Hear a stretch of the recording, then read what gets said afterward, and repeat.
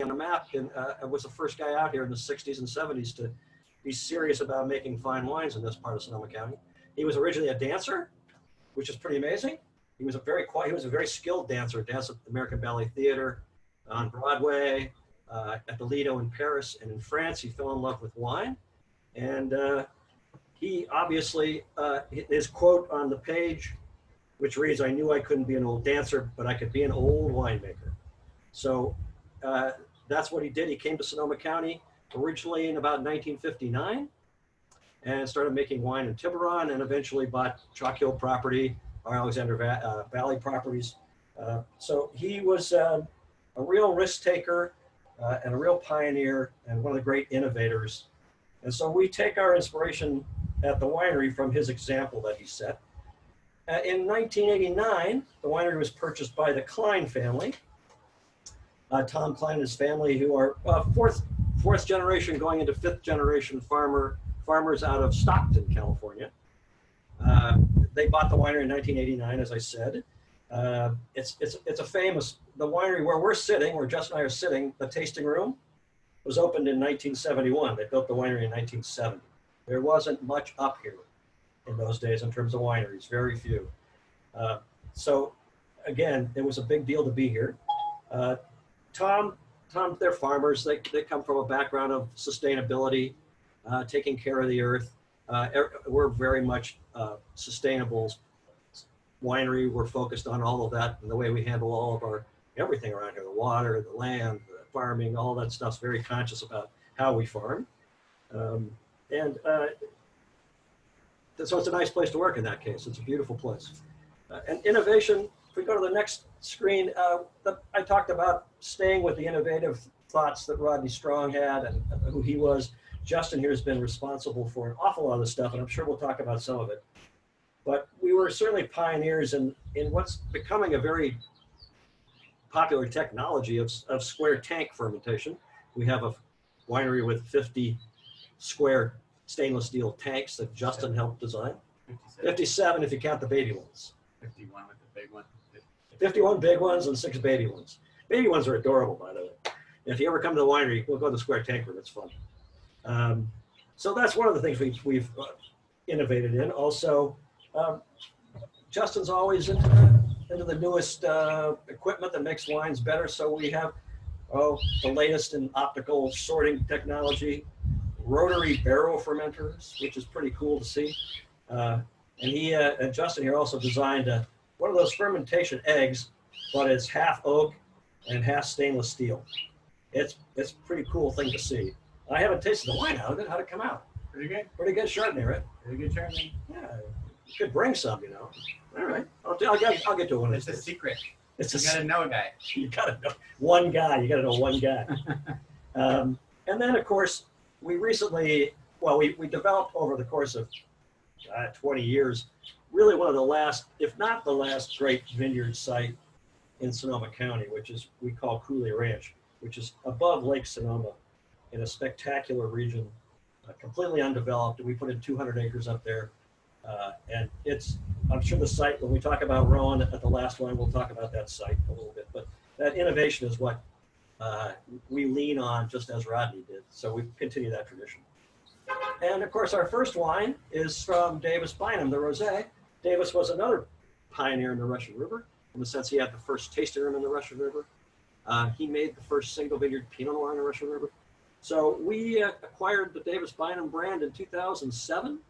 We've made it here at the winery. Wonderful wines focused on Pinot Noir and Chardonnay and a little Sauvignon Blanc and, of course, Pinot Noir Rosé. So another legacy that we're happy to carry on is that of Davis's. He was a terrific guy. So that's just a brief little background on the winery. We should just get to the wines, right? Who wants to listen to me? So we'll start with the Rosé. This is our 2019, as you can see, Rosé of Pinot Noir. I'll turn that over to Justin. It's a 100% Pinot Noir, single vineyard Pinot Noir. Correct. So this is a first major vintage of this wine for Davis Bynum.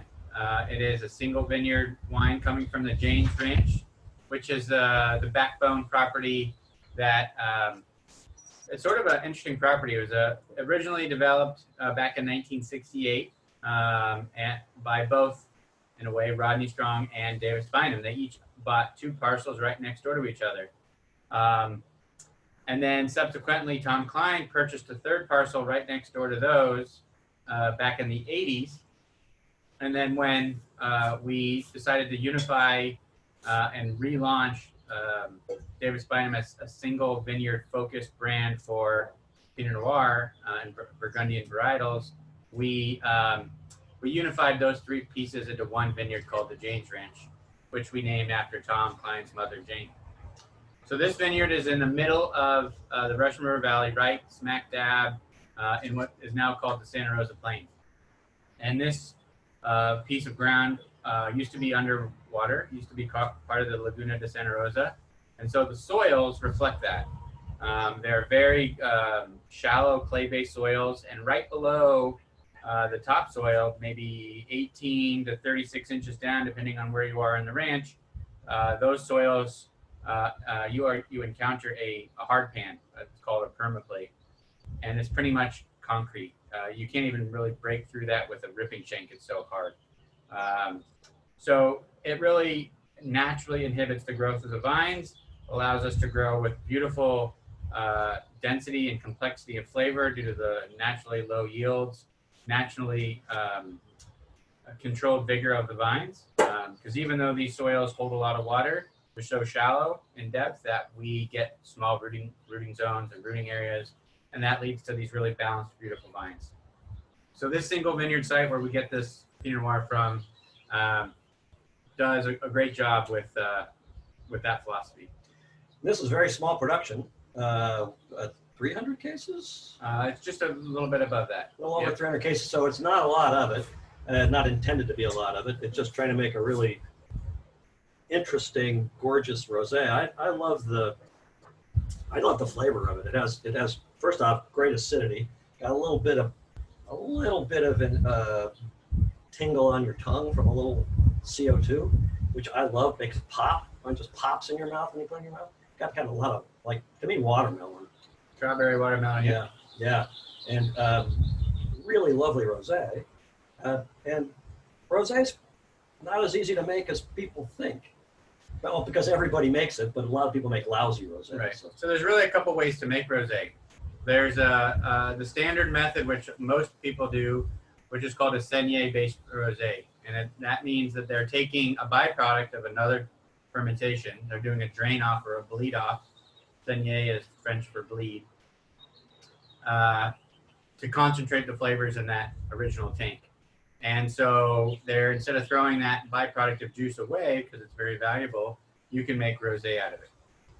So it's a fine way to make rosé. There's plenty of good ones out there made in that philosophy. But the problem with that is when you make your rosé with that method, you have chosen to pick your grapes for an entirely different purpose.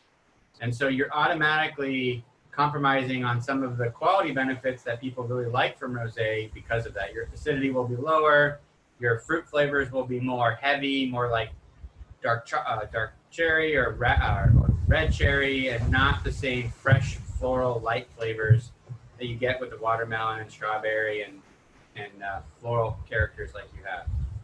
What we do is something called an intentional rosé, and that means we're picking grapes for this wine. We have selected 2 blocks on this property, of clone 113 and clone 777, and these grapes are grown just for rosé. So we're taking very expensive grapes, $5,000 a ton grapes, and we are choosing to make rosé with them. We're not saying, well, these are expensive, we don't want to waste all this juice. Let's make a byproduct wine that we can sell quickly. By doing that, we can pick them less ripe, which is what we do, about 20-21 bricks. That leads to lower alcohols, about 12%, fresher, more natural acidity, more delicate fruit flavors, more floral components, and just that more fresh embodiment. We use, sorry, just one more. You get a winemaker talking and we don't shut up. So we use a philosophy that I got from the people at Domain Ott as the kind of our style. And so they are doing it strictly as an intentional wine. They're using different varietals than we use, but most of their protocols and philosophies are something that we've adapted to here at Rodney Strong and at David's Bynum. Domainot's one of the great rosé producers from Provence in France. I mean, they're one of the maybe one of the most famous rosés around, except for Brangelina, I suppose. Domainot goes back a long way before that. Great. Rosé is such a versatile wine with a lot of different foods. It works with a lot of things. I'm a big fan of having it on a picnic with a bunch of charcuterie. It just works. It works great. So people tend to just drink rosé for the heck of it, but it's actually really good at the table. So I love to drink it with dinner. I often bug my wife, so let's have rosé tonight. And she loves rosé, but she likes less. I'm married, what do I do? The acid in this is really lovely. What would you guys pair for with this food? Well, so I think it goes with a lot of nice dishes. It's hard in some ways, as long as you have the acid works with a lot of good. I'm stumbling because there's so many things I'm thinking about. I do really like it with like a cheese and charcuterie plate. I like it with the right kind of chicken dish. It's pretty darn good too. A lot of herbs seasoned on the chicken. This works great. You could do it also with oysters. Yeah, oysters.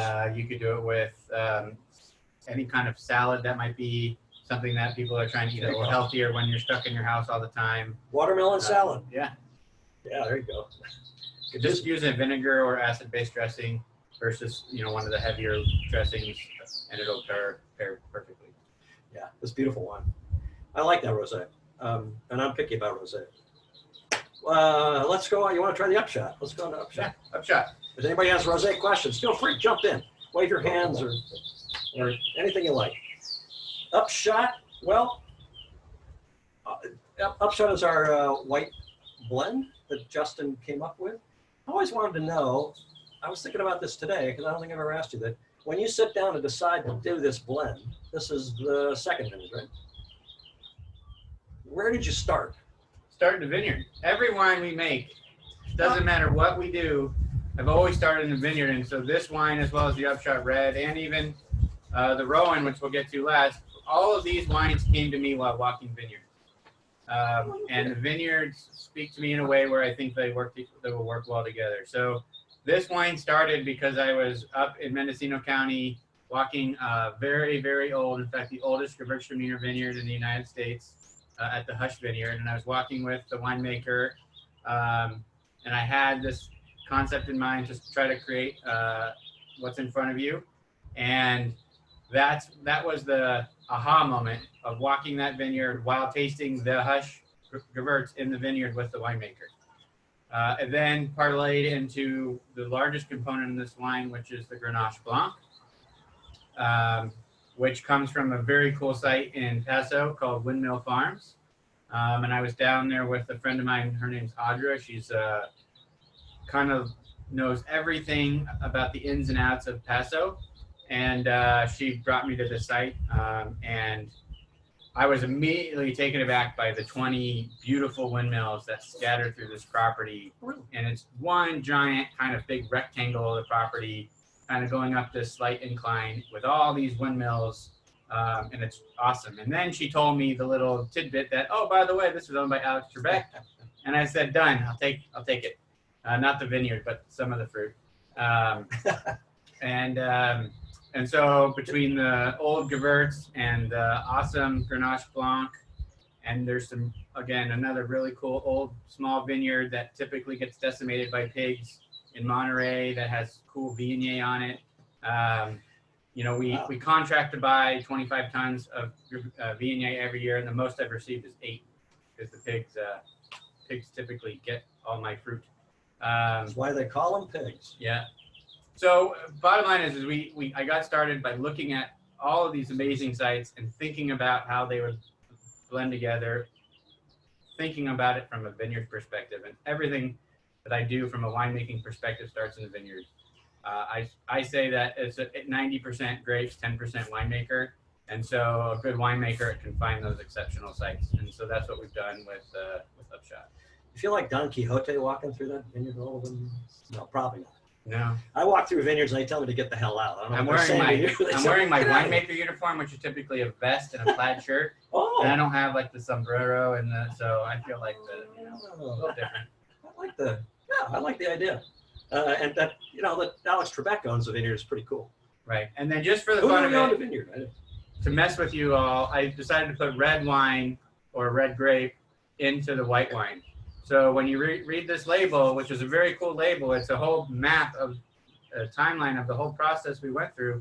You will see, because it tells you the entire blend Pinot Noir on there. And that's not a mistake. I actually take Pinot Noir grapes, I make white wine out of them because I just squeeze them really quick in the press to get the juice out with no skin contact, and that comes out looking white.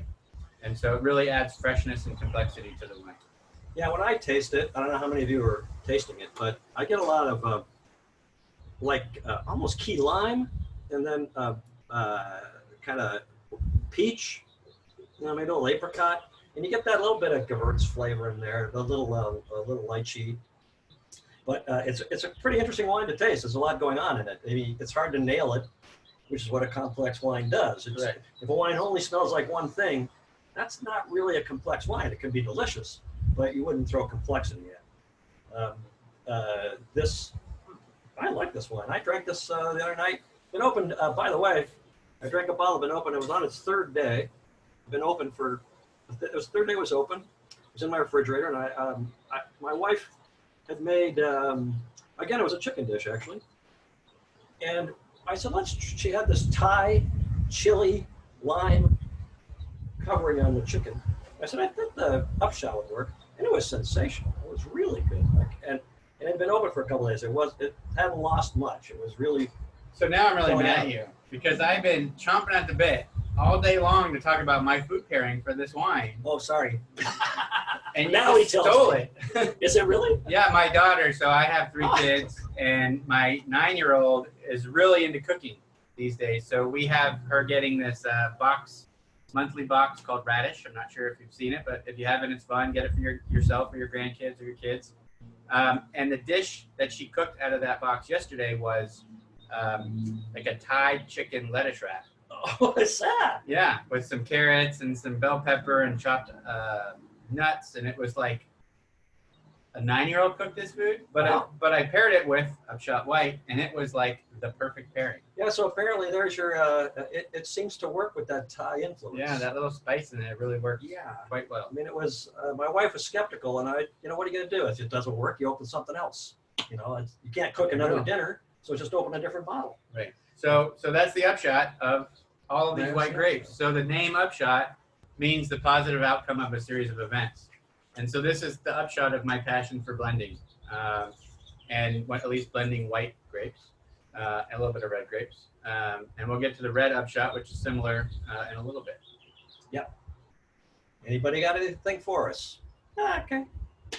I know we got it all covered here. We're telling you too much. Let's because we always tend to go from lighter to heavier. We're gonna go to Pinot next, and then get to the Upshot Red. This is our Davis Bynum 2017 Russian River Pinot Noir. This, I already know I like this one. So, and this honors Davis, who again was one of the real pioneers in Sonoma County with Pinot Noir. Not many people making Pinot Noir before Davis was up here. Can't think of anybody really. No. Most people that were growing Pinot Noir back then didn't even know that it was Pinot Noir. That's right. That's true. So Ron had mentioned that Davis Bynum was the first to make a single vineyard Pinot Noir back in 1973. And when he bought those grapes, that single vineyard wine happened to be from the Rocchioli property. Joe Rocchioli, at the time, didn't know that he was growing Pinot Noir. He was selling those grapes as mixed reds to Italian Swiss Colony, which was the biggest winery in the area at the time, for $30 a ton. Today, those grapes sell for $15,000 a ton. And when Davis walked the vineyard, because of his time in Europe, he knew exactly what he saw. He knew that it was Pinot Noir, and he immediately made a deal with Joe, on the spot handshake deal, to buy the grapes for $300 a ton versus $30. And Joe's like, okay, done. And that first first batch of grapes became the Rocchioli Vineyards of 1973 Davis Bynum. 73, yeah, Rocchioli Allen Vineyard. Davis's vineyards, where his property was, which were planted after the Rocchioli's, basically right over the hill. They're right next door to each other. They were friends and neighbors for a long time. And Davis always got Rocchioli fruit, even when Rocchioli's got famous and everybody wanted Rocchioli fruit. Davis always got whatever he wanted from the Rocchioli's. They're always grateful to him. Justin, we have a question from Mike Hill asking, how long should you let this one open up? The Pinot Noir. Yes. Yeah. You know, I always like to let a wine sit for, if you can, granted, not very many people can, about a half an hour. If you have the time and the fortitude to do that, you will almost always enjoy your glass of wine better than opening it up and pouring it immediately. But you really don't need to. But if you can, it won't hurt. For me, when I know what I'm making for dinner or my wife's making for dinner, I get the wine and I pull the cork and I pour it in a glass. And then by the time we're done cooking, which is usually half an hour, 45 minutes, you know, you taste it at first, but then it's just way better after 30, 45 minutes. And it'll continue to improve. That's why you always tend to say the last glass was the best. Well, yeah, you're not drunk. It just turns out the wine just keeps getting better. Or maybe you're drunk. I don't know. But this is a mix. So this comes from Jane's Vineyard and the Dud Ranches. So, right. So Russian River Valley became quite big and obtrusive from an AVA perspective. And so several years ago, a bunch of winemakers got together and led this initiative called the Neighborhoods Program, because we found that there was different areas that, I wouldn't say that were making better wines than the other areas, but they were making different wines. And so what we did via a series of tastings, and then post tastings, we started doing some actual scientific research, was to find out how they were different. And through that process, we came up with something called neighborhoods. We are not going to go through the process of dividing up Russian River Valley into a bunch of small AVAs, but what we have done is sort of started talking about the different areas of Russian River with that term neighborhoods. And so we've divided it into 5 areas. The Santa Rosa Plain, which is where the Jane's Vineyard is, which is one of the warmer areas. It's also where some of the oldest vineyards are. There is the Middle Reach, which is right where the Rocchioli Vineyard is today. That's on an area surrounded by an area called West Side Road. So if you recognize wineries like Williams-Salem and Rocchioli and Toomey, and there's a bunch down there. We kind of call it Millionaire Mile because it's where the most expensive land is. Yeah. There's then the Green Valley. So that's where Iron Horse Vineyards is. That's where Linmar Estate is. That's where Paul Hobbs is, that kind of area. And that's the coldest section of Sonoma, of Russian River Valley. Then we have the newest area, which is called the Sebastopol Hills. And that's out where Literai is. And the very southern part. Yeah, of Hay and several other kind of the newest kids in town. And those are younger vineyards planted on the, like, pretty far close to the coast, where there's very windy exposures and typically propped up on top of the hill, because if they were stuck in the valley, they wouldn't have any, it'd be too Do you cold. hear any of us? I'm sorry? Do you hear any of us? Yes, I can hear you now. Oh, good, because I think we have questions, and you don't need to do all the talking. Well, jump in. Absolutely. I'd love to answer them. Okay, someone said a while ago that Pinot should be just a little chilled. Is that correct? Well, first off, you never want to drink a wine that's warmer than 70 degrees, because 70 degrees is where alcohol becomes more volatile. So if the wine's too warm, you smell that. So I like it, you know, I aim at 65 degrees if I can. I mean, I'm not taking the temperature bottle. See, the people I see on the screen are all on mute. None of them can interact with you and talk to you. And that, I think that's the fun of the wine presentation, instead of you doing all the talking. AJ, you kind of tell them to. Yeah, we made a note in the notes that you're more than welcome to unmute yourself and ask questions. It's just to prevent there's 72 people, so it's to prevent the background noise. But you're more than welcome to raise your hand or type it in and we will call on you. It's just to prevent the background. Repeatedly, and I never got any recognition, so I decided to unmute. Sorry about that. No, absolutely. More than welcome. If No. there's I mean, a it's raised really nice hand. to hear about the land and the hills and the grapes and blah, blah, blah. But I think a number of us may have questions. Please. Yeah, absolutely. You know what? Folks, you can also remember press your if- space bar and that will take Yeah. you off mute temporarily. So try Exactly. pressing your space bar. There you go. Yeah, believe me, we'd rather answer questions. It makes our job a lot simpler. Hey, I've got a question for you. Yep. What makes the Russian River Valley such a premier place to grow Pinot Noir? The simplest answer is the climate. We get pretty cool mornings, which allows the grapes to kind of rest, and that moisture helps the Pinot Noir not desiccate. And too much heat, Pinot Noir will raisin very quickly.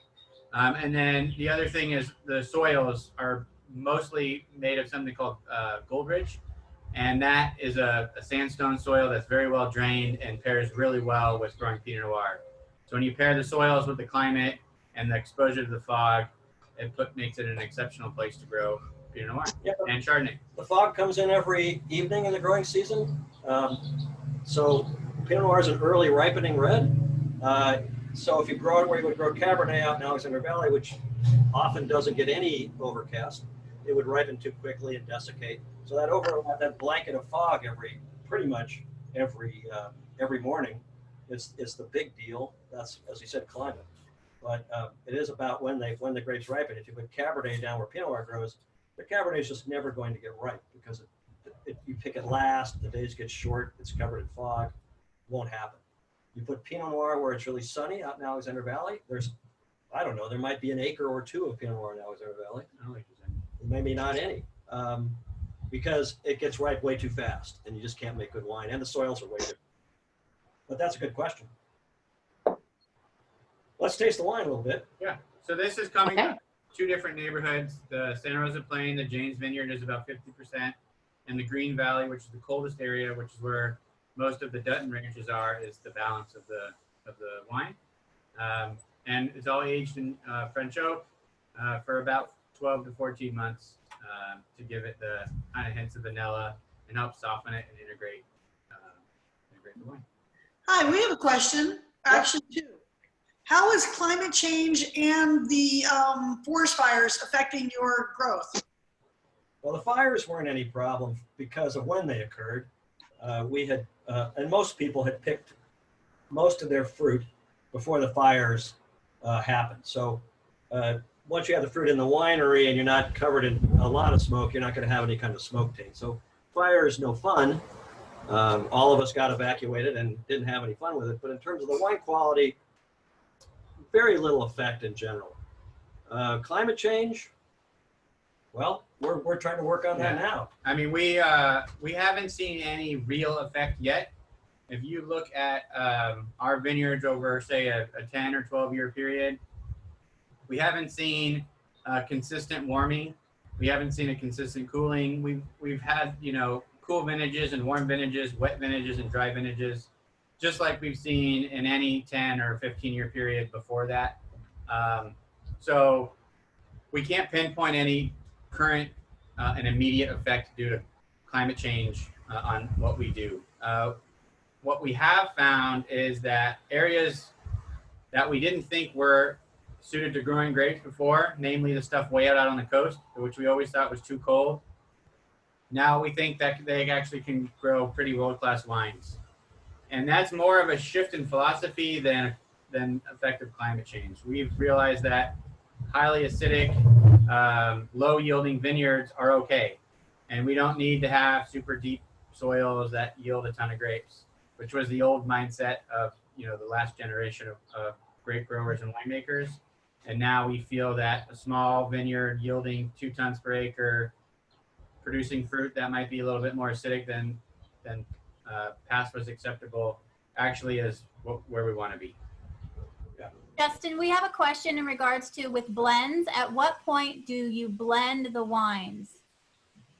So we're in the middle of that as we speak. So we try to get somewhere between 6 to 9 months of barrel age on a wine before we start blending.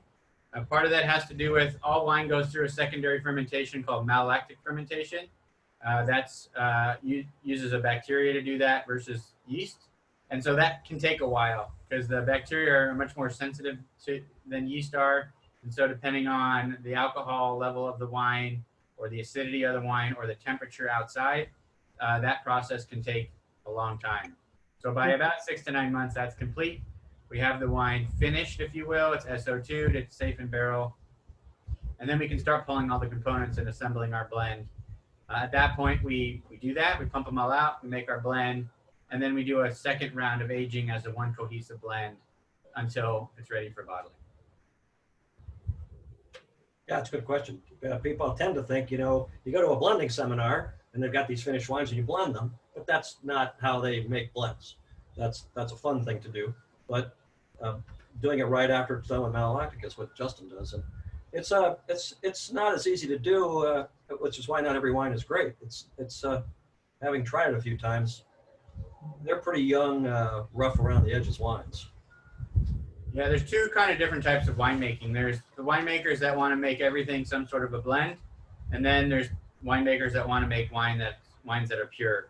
And what you have in front of you are both of those. So the Bynum wines are pure wines, and while yes, we're making a blend, it's all Pinot Noir, and it's mostly from the same sites. It's either the Dutton properties or the Janes Range. We're not kind of pulling stuff from all over the place. And then when you chase the Upshot wines and the Rowen wine last, those are true blends that we are thinking about different varietals and how they interact and different sourcing locations, at least in the form of Upshot, and how that will come out at the end of the day.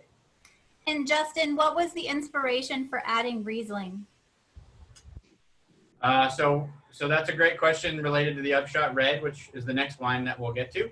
And really the inspiration was trying to make the wine more fun. I wanted the wine to be less serious, and I wanted some floral character and a little bit additional acidity to make it more food friendly. And so the Riesling hits all those boxes, checks all those boxes. Yeah, to finish with the Pinot, I think my rule of thumb personally for a lot of California Pinot Noir, if I just have to state a rule of how long they age, I think that about 6 years from the vintage, they're really hitting their sweet spot. They'll keep that sweet spot for another 5-6 years and then slowly change. So I love to drink them. I've been drinking my own personal stuff from a really good vintage, the 14 Pinot Noirs, and they're just tasting gangbusters now. They were good when they came out, but this will reward. You just want to hide one for 3 or 4 years. You certainly won't regret it. We also have one more technical question about fining. Ah, there you go. Yeah. A tough crowd. Exactly. Yeah. Any particular question about it? What is fining? Oh, Okay, so fining is wine has proteins in it, and so there's 3 different ways we fine wine. There's the use of either egg whites or isinglass, which is made of fish bladder, or what we're using more these days is something called vegicol, which is made of vegetables. So we're trying to go more towards the animal-free, vegan type wines. All of those components are doing the same thing, which is they're binding to a certain type of protein in the wine and then settling out. What that does is it just rounds off all the edges so the wine doesn't taste angular. The other 2 types of fining have to do with making sure the wine is stable. So if you take a white wine and you put it in your refrigerator, it doesn't precipitate out all these little white crystals, which you might think is mold or glass or something. It's actually something called tartrates. Or if you take your bottle of white wine and you put it in the trunk of your car, which hopefully you don't do, but if you did and then it was a hot day, that wine could potentially turn hazy or even throw something called flock. And that's just the protein congealing. So think about frying an egg. If you crack that egg in that frying pan, all that egg white protein turns white. That's what can happen in your white wine if it's not fined for stability. And so when we make a commercial wine, we want to provide you something that's stable that you can do whatever you want to do with without compromise, within reason. And so we go through the heat stability to get rid of haziness and potential flock. We go through cold stability to get rid of tartrates, and we go through protein binding to soften and make that wine's edges more approachable. Good question.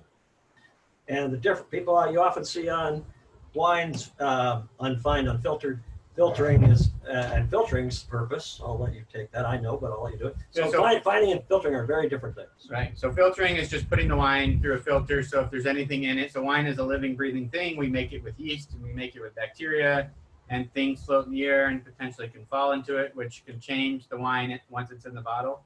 So filtering is just taking that out. It's not sterile filtering. We don't. We're not squeezing every little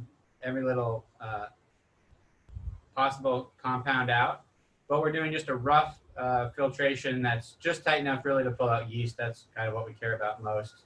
And then it also polishes it to make it look pretty.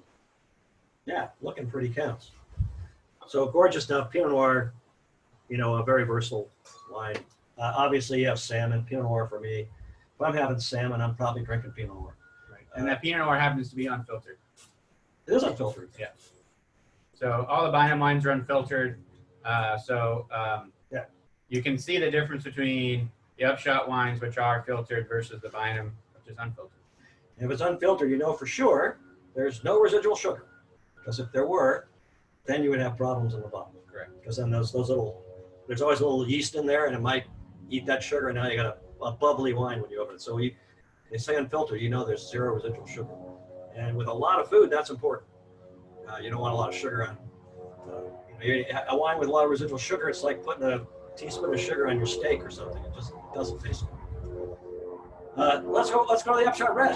Speaking of Riesling. Yeah, so the Upshot Red is again a red blend. This is kind of an enjoyment wine. So you kind of have two red blends next to each other with the Rowen and the Upshot. And the Upshot I put into a category that I would call us everyday enjoyment wine. And it's not meant to, be too complex. It's really just meant to be approachable and fun. And then the Rowen is an ego wine. And so that's the wine that you're pulling out to celebrate a special occasion or impress somebody, and it's sort of an egotistical type wine. So Upshot is a blend of Old Vine Zin, Zin planted in the 1970s, really awesome Merlot coming from Knights Valley, Malbec and Petit Verdot, which comes from our Cooley Ranch, way up at 2,000 feet in elevation, and then a little bit of Riesling, which comes from Sonoma Valley, just to kind of cut through all the tannin and kind of make the wine more fun. I have another question. Yes. Does the glass that the wine is served in make a difference? So if you were to ask me, I say absolutely. I am a fan of the right type of wine glass for the right wine, and I'm also a fan of nice wine glasses that are not really thick and bulky. I like, my favorite wine glass is the Riedel Bynum. I think it's bar none the best wine glass available. And if you have a big bowl like these glasses, that's allowing extra oxygen into the wine. So when you're swirling it, that oxygen is polymerizing those tannins and making that wine taste softer and more approachable. It's also allowing those fruity flavors to collect in the bowl. So when you're smelling it, it's more enjoyable. When you have a little wine glass, or you have a glass that you just can't do that and you can't get the right amount of oxygen, it's going to affect those flavors. And I know wine glasses can be expensive, but to me, they're very well worth the investment, especially if you're drinking wines like you have on the table in front of you. Justin, we have a question on what are your thoughts on wood wine glasses? I've never used one before, so I don't have thoughts. I would say, again, it goes back to that same concept. If it's the shape of the glass is really what's important. And if it's a neutral wood glass, meaning it's not going to impart flavor from the glass onto the wine, then, if it makes you happy, I say go for it. And at the end of the day, wine's about enjoyment. So, I can be hoity-toity about my fancy Riedel Bynum wine glasses, but at the end of the day, I've drinking wine out of a water glass before because that's what I had and that's what I wanted to do. And it didn't change the fact that I was enjoying my wine. So do it from an enjoyment perspective. Right. I'm a geek. I'm a wine geek. So for me, Me too. my wine glasses are fun for me, and that makes the wine more enjoyable. If they don't mean that much to you, then, you know, maybe a family heirloom isn't more important, or, you know, my wife's father is Italian guy. He's got these wine glasses that are short and stubby that have this gold leaf around the top of them. Yeah. And he thinks like Cool. they're the best thing ever. They're cool. You know, to each their own, right? Yeah, I agree with Justin. I tend to drink almost everything out of the same glass because it's a glass I really like. I like the way it feels. I like the way I like everything about it, and so I'm happy with it. Do I need to have an Oregon Pinot Noir glass and a Sangiovese glass, and then I got to have a Chardonnay glass? No, I don't need that. Does it change it? Probably. Does it make it better? Sometimes. Regal does a whole wine taste Yeah, using copper glasses. Right. So Yeah. for me, there's if you want to invest, there's 3 glasses that you should buy. If you're looking at it from the Riedel Bynum portfolio, and this sort of applies to all the Riedel lines, regardless of which one you like. There's the Riedel Bordeaux glass, which is the backbone. There's the Riedel Sauvignon Blanc glass, and then there's the Riedel Burgundy glass. And if you have those 3, you know, you can do your Syrah and all your Bordeaux wines and all your Rowen wines, and most of your Argentinian Malbec and that out of your Riedel Bordeaux. You have your Burgundian glass for your Chardonnay and your Pinot Noir, and then you have your Sauvignon Blanc glass for Zinfandel, for Sauvignon Blanc and Chenin Blanc and Champagne, which really should be drank out of a white wine glass and not a flute. If you have those 3, then you're really kind of going to hit all your marks kind of perfectly. Yeah, flutes are fun, but a regular wine glass is better for the champagne. There it is. Back to Upshot. Yeah, so Upshot is a fun, enjoyable wine. It's soft. It's got good fruit. It's got structure. You know, when I was asked by our marketing team to come up with a little marketing spiel for this wine, so I'm going to give it to you because we're trying to make you buy wine, right? So you got the Zin is the backbone. That places this wine in Sonoma County. That's the place. You got the Malbec, which is the soul of the wine. That's the flesh and gives it a soul. You got Merlot, which is the sensuality and the softness. That's the heart of the wine. You have the Petit Verdot. That's the confidence and the backbone and the shoulders. And you have the Riesling, which is the fun. And that's what keeps you coming back for more. If you take those descriptors and you put them in a glass, that's your Upshot. I still want to know about those wooden glasses. Does somebody actually have Yeah, wooden you should glasses? put them on. Well, I don't believe I'll that. see if I can find him and put the link. By the Oh, way, okay. the president of Rodney Strong Vineyards is from Chicago, and he recommends the Upshot Red with Portillo's Italian beef sandwiches. Ah, There you go. All double talk to me, but I hear it's a great place. Now I'm hungry. Sitting here hungry with this wine. Wine makes you hungry, doesn't it? You start tasting it, you just get hungry automatically. yeah. So I mean that food pairing kind of tells you what Upshot is about. So yeah, casual. you know, an Italian beef sandwich, tri-tip sandwich, or just tri-tip by itself, barbecue. My wife likes to drink this wine with.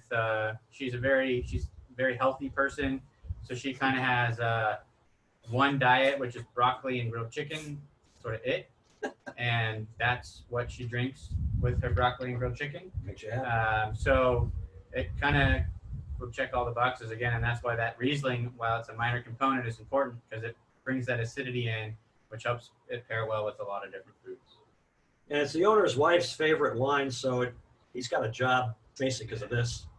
If he screws this up, he's out. I don't know about that, but No, he won't. at least that wine won't get canceled. Yeah, that's for sure. You're making that every year. Yeah. Yeah, to me it comes across. It's just a nice wine. The Zin comes across to me right away, but it's just, you know, it's round where it's supposed to be round. It's kind of voluptuous and delicious. And again, I'm a geek too, like Justin over here. As you can tell, we've been doing this forever. I love to try this wine on the second and third day. They're really interesting and delicious and really good. I always have about at least 3 or 4 bottles open from other nights that I taste for fun. And Yeah, a lot of wines tank, but well-made wines are always better the second day, almost always. So it is fun to not, you know, to try it the second day. Don't just poo-poo it because it was open a couple days. Always taste it. They're usually pretty good. Okay. Let's do the Rowen. Well, here we go. This is gorgeous stuff. So the last wine, the most expensive wine, is Rowen. So this is not Rodney Strong or Davis Bynum. This is a new brand that we launched in with the 2014 vintage called Rowen Wine Company. So this is my big spiel of the whole night. So forgive me if I get a little long-winded. Rowen is a single vineyard-based brand from the Cooley Ranch. I was hired by Tom Klein in 2010 for this wine or this brand. So I came on board after the winery had started researching this property, which is the Cooley Ranch. It's 200 acres, planted at high elevations in the middle of 20,000 acre property. We did extensive research with the best soil scientists in the world to find the locations of where to plant amongst the 20,000. We then did years of temperature research, fought tooth and nail with the government to get our water rights and our permits to get it planted, which took 10 years just to get the permit. And then I got to come on board and plant the vineyard. And then I built a custom winery to make the wine. So we spent $22 million in 17 years to get the first wine in the bottle. And now we're on our third vintage. So now it's been almost 20 years, a 20-year process to get to where we are today. And Rowen is a blend of Cabernet at its backbone with high elevation Malbec for the flesh and the juice. And then a very cool component, which we did a 3.7 acre block of Syrah that I interplanted with Viognier. So the white grape and the red grape are all planted in the same block, just like you'd find in a lot of areas in the northern Rhone. We pick all that together and I co-ferment that into a singular lot. Which is about 20% of the wine. And that gives it a lot of mystery and a lot of nuance that a lot of people really love. The soils that we found, plus the climate at this property, lead to soft, sensual, but intense and unctuous wines. And Rowen means an unexpected windfall. So we spent $20 million. We spent 20 years doing this. And all of that work still yielded a result that we were surprised at. So Rowen means an unexpected windfall, and that is what is in your glass. So Justin, we have a question in regards to the best way to keep a wine overnight. Is it just the cork? Is there a stopper you would recommend? I would just do the cork. You know, if you have access to a Corvin, because you know you're not going to drink the whole bottle in one sitting, you know, that's probably the best way to do it. For those of you who don't know what a Corvin is, it's this little apparatus that has a needle that pokes right through the cork, so you never actually open the bottle of wine. And then it uses a gas, which is typically argon. There's like these little cartridges that go inside it that push the wine out into your glass. That way you can pull the Corvin out and your wine is fully sealed, and you have argon in the headspace, which is an inert glass, so you're pretty much having an unopened bottle.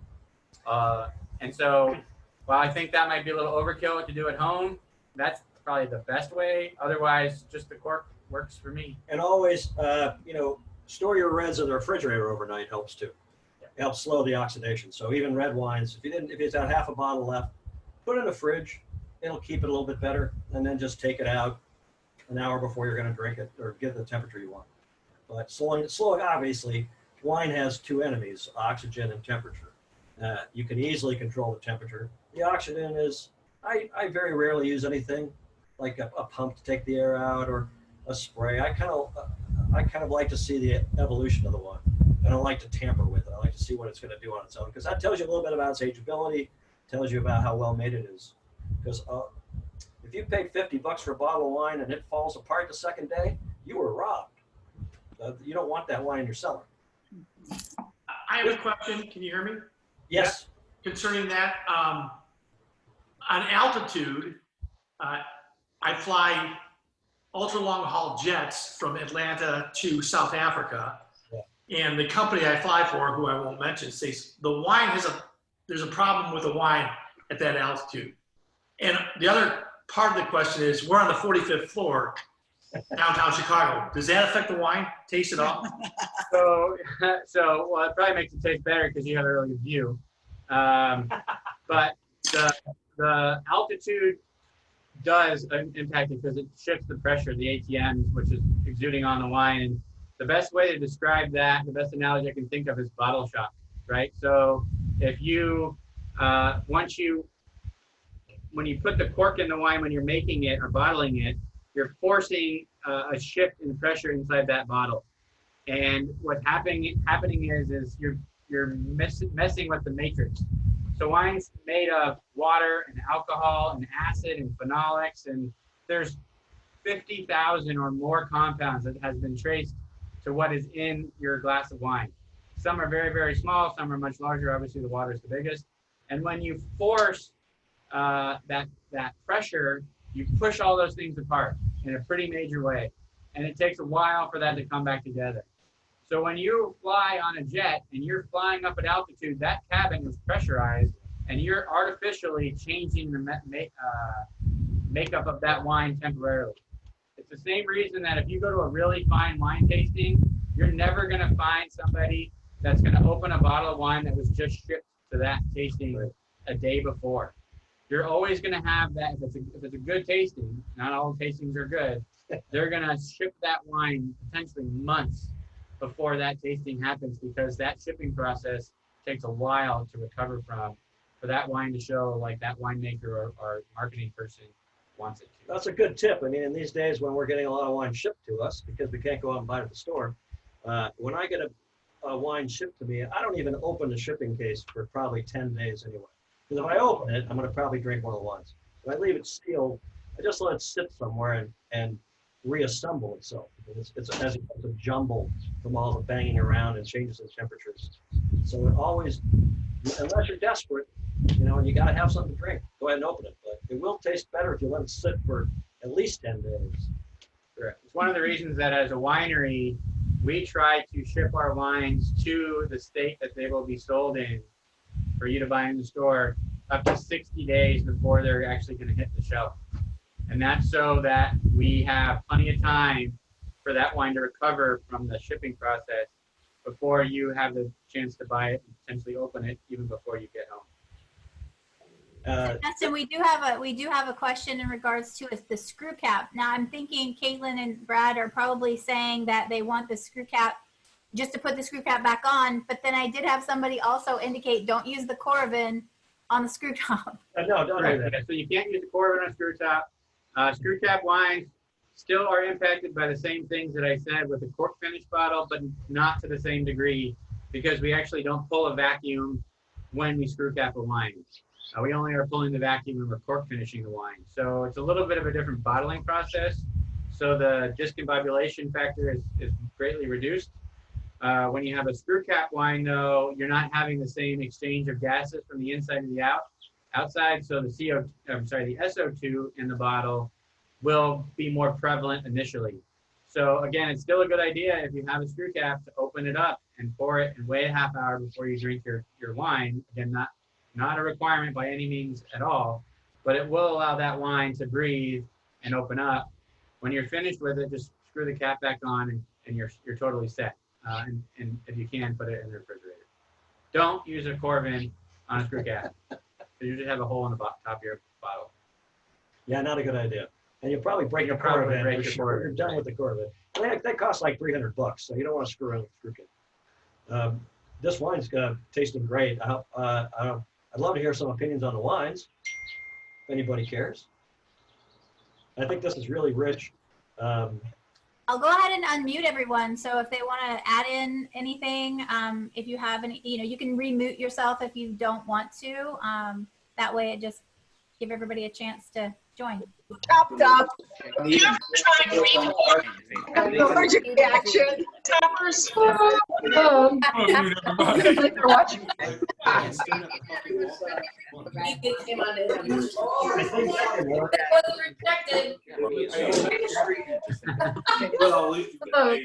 There he's typing now. Rowen wine 2016. Look embarrassed. Let's go back to muted. After we go back to muted, I wanted to ask. So the Rowen, We're muted. are we muted? Hey, I think we're muted. No, No, you're not muted. You're okay. We're okay. We just have to Okay, cool. sign. We can't Okay. read too well. So big, rich, you know, a step above, as it's meant to be, the Upshot. Really gorgeous mouthfeel. You get a lot of that gorgeous oak character to it that I like. A little bit of chocolatiness. It's not overwhelming, but that really sweetens it up on your palate. So I like that about the Window. It's really, and you always hear winemakers talk about balance, but and this wine has beautiful balance. But Justin will tell you that balance is really about the vineyard. Balance starts in the vineyard, and then the winemakers just don't screw it up. If you don't have balanced vineyards, meaning you get the right yield from them, you have them in the right place, they're not overcropping, they're not undercropping, then you bring that fruit into the winery and it's already in a nice spot, and then you just don't go overboard and do something silly. But if you don't do all the work in the vineyard, you don't ever get a balanced wine. Correct. You cannot make great Justin, wine with great fruit. you have some really good feedback here. They love the rosé and the Pinot, Upshot and Rowen. It looks like we have a question about a re-pour wine stopper. Do you have any recommendations on a re-pour? I've never used one. Chris, do you know anything about them? I've seen them. I think they're a one-use thing. As the person who asked that question, have you used them? I don't even know what it is. So they're brand new. They're really, really new to the market. I've only used them once. It's something to try. We've had a couple of restaurants try them, but they're brand new. So I don't really know how well they work. So I asked a question because I saw them on Instagram. A restaurateur recommended them. They're hard to find, evidently. So I was just, before I tried to find them, I was asking, but I've never used it. What does it look like? I mean, It's like a one-use stopper, like you said. Once you take the cork out, you put it in. Yeah, it's. And what is it supposed to do? I've forgotten. It's to help preserve the wine for a couple days once it's been opened, particularly red. Again, I've never used one, but it sounds kind of gimmicky to me. I don't know how it would work. Okay. That doesn't mean. And I would go back to Ron's point, which is if it's a couple of days that you're trying to store the wine for, it's going to be fine without anything. Yeah. It's actually probably going to get better. Yeah. And they're one-use things, and I think they're relatively pricey. I don't see what you gain by it, to tell you the They're truth. super inexpensive, so you get like 20 for $20 or something. Buck a piece. You'd have to do an experiment, right? You'd have to have 2 bottles of the same wine and open them both and drink half of each and then use one and then the other and see if it actually did it. I'd be skeptical if that did much good, to tell you the truth. Okay, thanks. Don't know. It's actually great if you're a single. Yeah. It's always fun to do those experiments. I do them all the time. Yeah. You keep thinking everybody is married.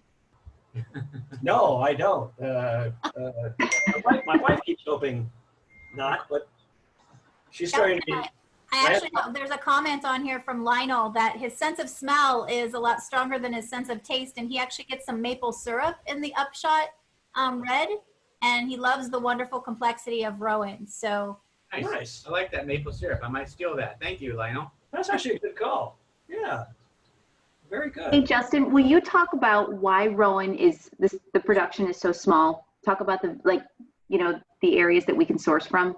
Yeah, so Rowen is again a single vineyard. So the Cooley Ranch is what it is, and we can't plant any more grapes because well, I guess that's not true. There are 19,800 acres still open, but we did about 2,000 soil pits, 1,000 in the areas that we really thought we wanted to plant, and what we found was these 200 acres met the level of quality for the soils that we were looking for.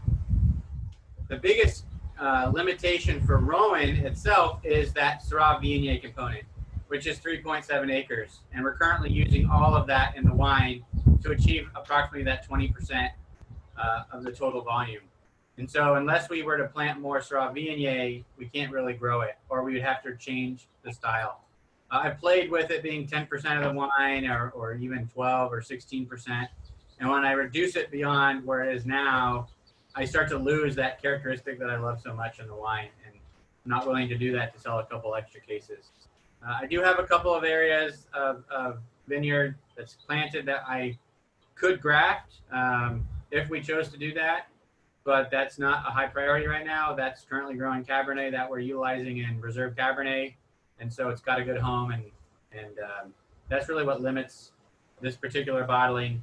And then within the Rowen Wine Company portfolio, there's 3 other wines that are available direct from the winery that are much higher end and smaller production. We have a Cooley single vineyard Cabernet that's 100% cab. That's about 300 cases. We have a wine that is to show you the pinnacle of elevation. So it's called 2040 because it's sourced from the peak of the property. And that's also about 300 cases. And then there's a wine called 600L, which is a passion project of mine. It's about 55 cases. And I do all that work myself. And that is about all I can handle by myself with all the other things that I have to do. So that isn't going to grow either because I'm just not that talented, I guess. He's just damn busy. Well, we have a couple of his specially made. This is very expensive table right here that I have one and Justin has one. These are barrels from that 600L program that were custom made for Justin. They each one of these is about $2,000 when he bought the barrels. So this is very expensive furniture out here. But it's an amazing project. The 600L is really a nice one. I wish we all could taste it, but not, I've only had it like once, so we don't get to taste it that much. So Justin, there was a request. What might be a wine you recommend that we've not tasted today, similar to the Pinot Noir? And Sandy did recommend our Russian River, Rodney Strong Russian River. Anything else that you would recommend? I would say that if you can get it, we have another single vineyard Pinot Noir from the Blue Wing vineyard down in the Petaluma Gap. It's one of our tasting room wines that if you can try the Davis Bynum and the Rodney Strong Russian River versus the Rodney Strong Petaluma Gap, and then you could even pair some of our single clone Pinot Noirs from Davis Bynum into that mix. All of those wines will show you Pinot Noir in an entirely different form with a different style and different complexity level. So those are all fun. The other wine that I would look at is our Old Vine Zin. I think it's a smaller production. It's not available very many places, but from a bang for your buck perspective, if you're willing to experiment with a really awesome Zin, it's about 50% from Russian River Valley and 50% from Alexander Valley, and it's one of my favorite wines we make. Yeah, the Russian River Pinot Noir, which is pretty widely available, the 2016. 2016 was just a great vintage in Sonoma County in Napa. Beautiful vintage. And that wine, Sandy, it's I don't know what it retails for around Chicago these days, but it's beautiful wine for the money. It's as good a Pinot Noir. It's stuff that costs twice as much. It's that good. I wouldn't hesitate to recommend that to anybody. That's a beautiful made wine. Really a nice vintage. Thanks. So yeah, I mean, you can probably find it for under $20 around Chicago, and that's a total steal. You can everywhere. Yes. Yeah. So try that, and that'll make you very happy when you try that. So Susan Golden was asking about which Zin. You mentioned the Old Vine Zinfandel. So hopefully that answers Susan's question, unless she wants to unmute and elaborate on that. Hi, Susan, by the way. It's very nice that you're on. Carmen sure says hi. Brian was asking about the barrels. Are there certain type of oak or specific wood that we use in barrel construction to produce specific wines? So if you want to elaborate on that. And then I have one more question in regards to the Rowen about the Syrah being co-fermented with the Viognier. So if you could elaborate on that as well. Right. So I'm going to take the Syrah question first because the oak question takes me a little longer. Oh yeah, you're waiting for it now.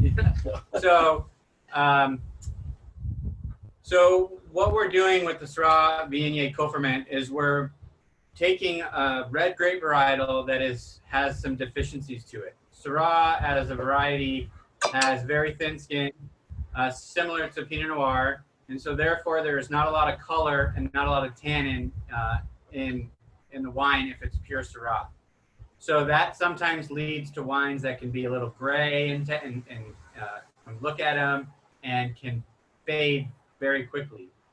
By co-fermenting Viognier with that, and the key really is interplanting it into the same vineyard, because as they're ripening at different paces. And so we're getting desiccation or getting more skin compounds in the Viognier at the same time as, because that's going to get overripe, and while we get the Syrah to the ripeness level that we want. So what we've done by adding both of those into the same fermenter is we're practicing something called co-pigmentation. That means we're loading up the Syrah with all of the phenolics that are in the Viognier. So the color that's in the Syrah can bind to those extra tannin from the white grape and become a dark, beautiful colored wine that's stable in fruit and stable in texture and palate.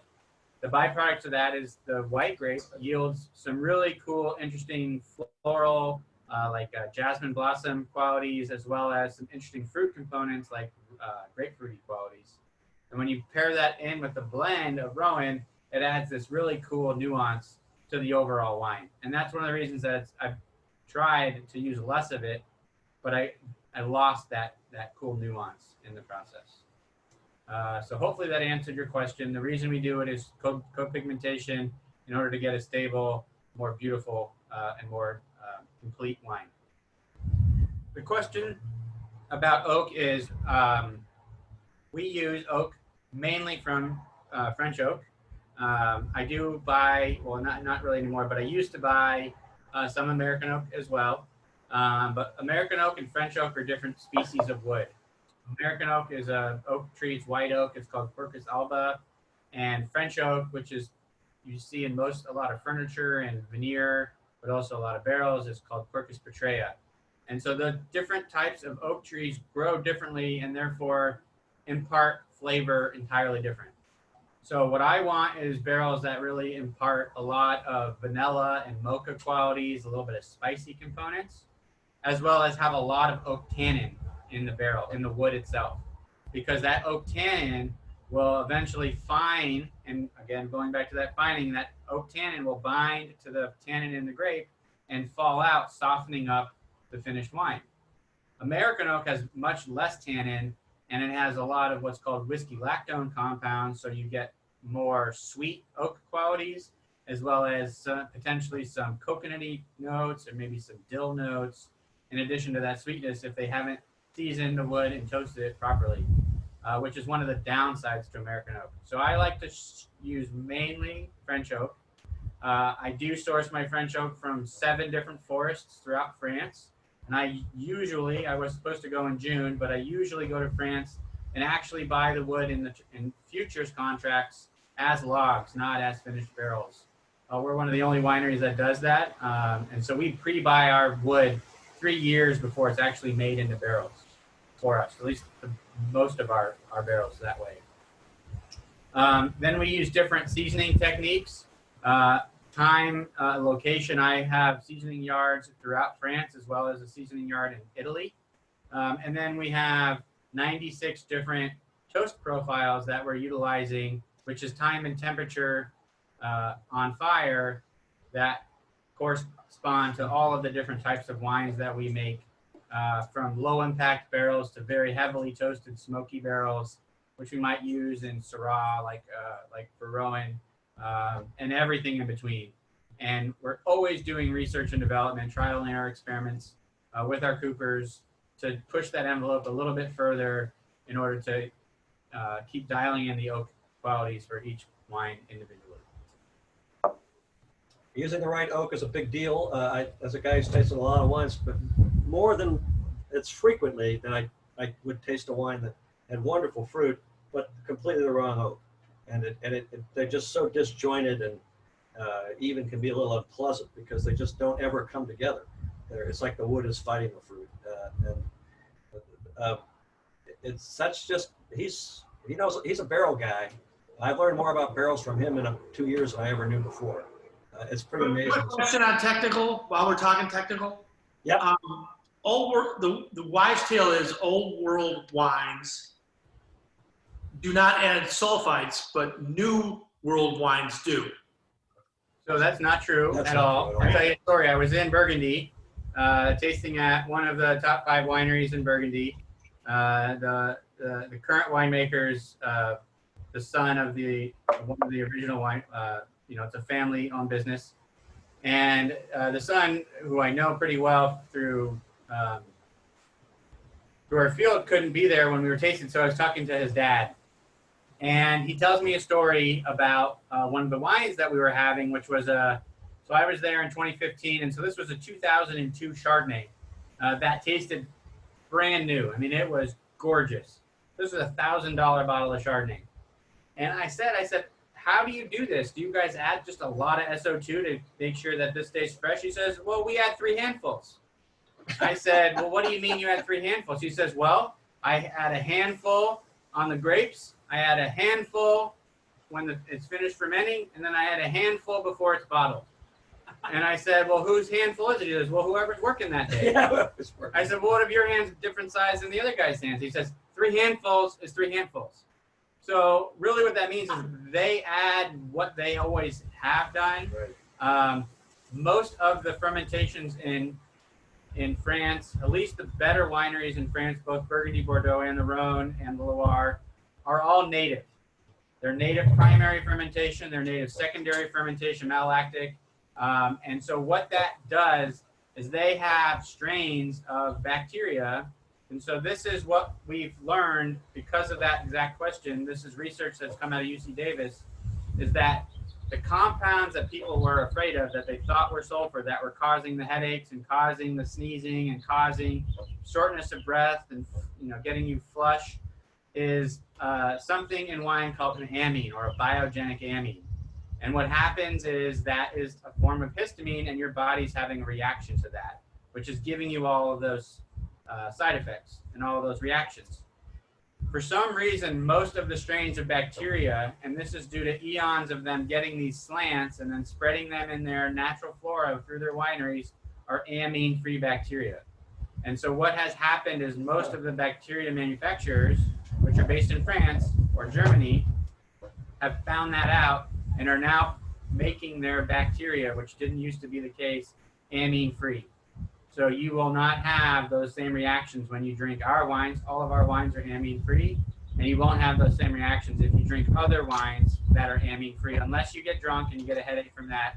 That has nothing to do with sulfur or amines. That's just hangover. That's a hangover.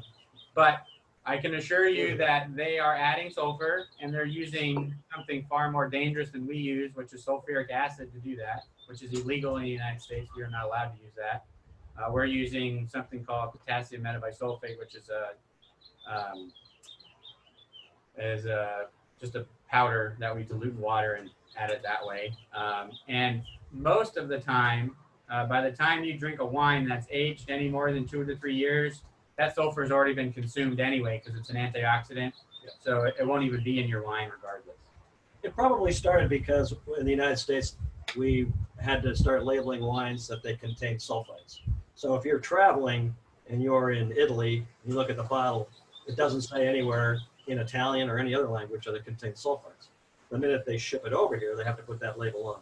Those are old laws that go really back to Mothers Against Drunk Driving, essentially. But so people would go to Europe, oh, this wine doesn't have sulfites. They come back, everything has sulfites. But everybody in winemaking, it's difficult to make wine without sulfites because you're taking a big risk. Right.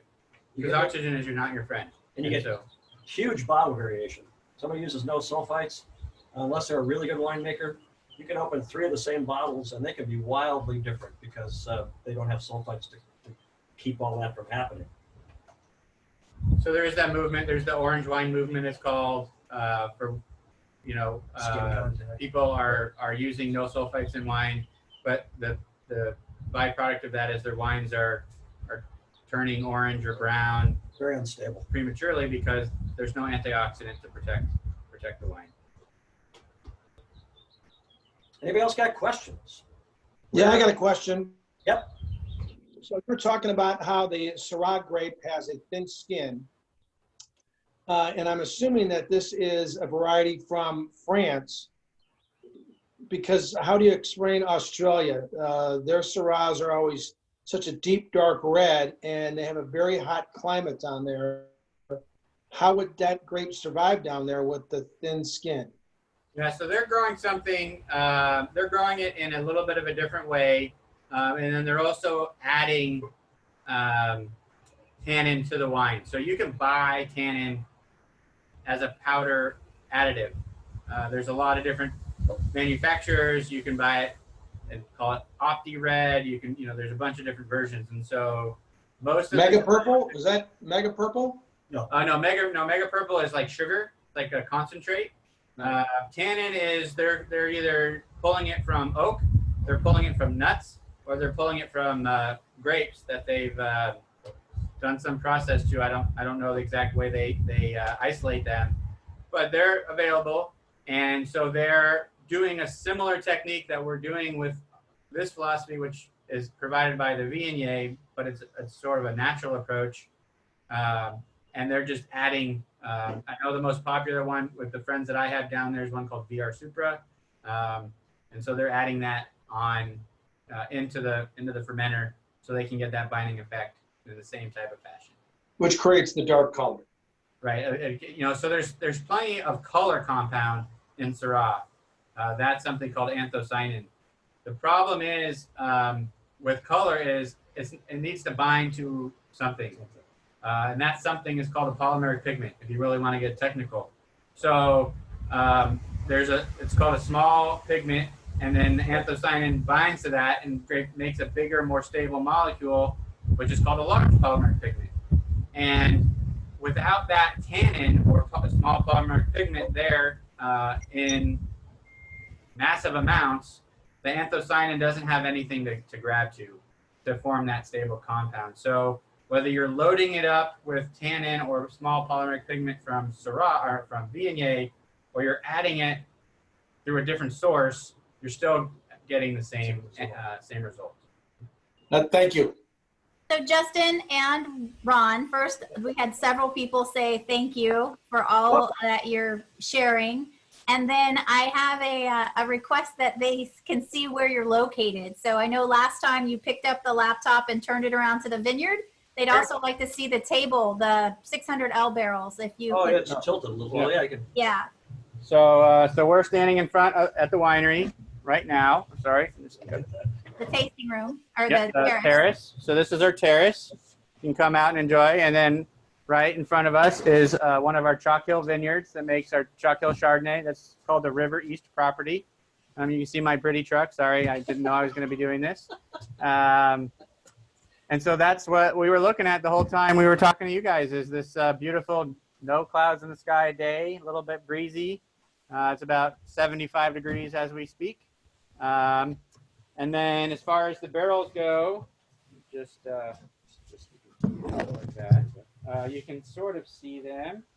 So these are 600L barrels. I actually have them brand 600L on the head for me. 6 of these barrels are made in the world every year. They're all numbered. I'm not sure if you can see the numbering right here, but this is barrel 5 of 6. They're made by the owner of the cooperage himself for me. He signed them with JCV Jean-Charles Vicard.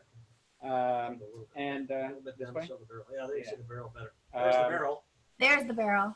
There's the barrel, sorry. And I use them one time, and then they're one and done barrels. They're furniture. Because our colors are black and gold, they make them look pretty for me. That doesn't change the quality. But this wood is 6 years seasoned wood. So it gets really dry and brittle, so it's really hard to make these. It's a proprietary toast that John Charles and I have come up with over working together for 10 years and just experimenting with time and temperature and making wine and finding the sweet spot of what we're looking for. And so those are 2 of the 600L barrels, and these were from the 2016 vintage. That's what was in those before. So there you go. So we're getting a lot of, while you're setting back up, we're getting a lot of good feedback, just saying thank you so much. It looks like their next destination for the Unique Country Club. They want to come out to wine country. And looks like a gentleman, Bill Richards, his wife likes very sweet wine like Moscato. And is there anything that you can recommend that is sweet? Mad Dog.